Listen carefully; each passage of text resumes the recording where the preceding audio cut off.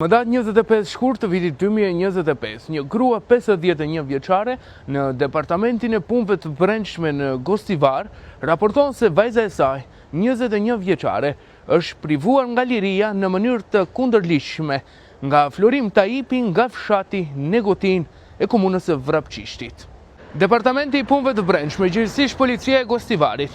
duke u thirrë në raportimin e 51 vjeçares, me njëherë atë ditë, arreston Florim Taipin dhe një shok të tij në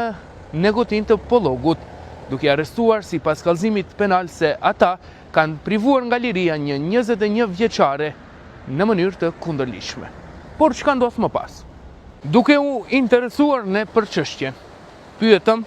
policinë e Tetovës, gjithësisht sektorin për punë të brendshme në Tetovë, se deri ku ka mbritur procedura dhe a është ngritur kallëzim penal dhe a është e vërtet se Florim Taipi së bashku me një shok të tij kishin mbajtur në mënyrë të paligjshme të privuar nga liria 21 vjeçaren, duke u bazuar në raportimin e 51 vjeçares më datë 25 shkurt të vitit 2025. Pas kryerjes së bisedave zyrtare me 21 vjeçaren,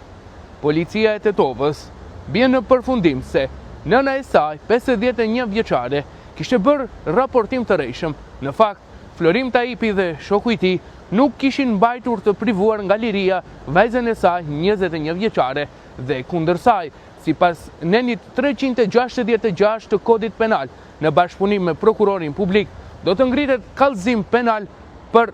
paraqitje të rrejshme në polici.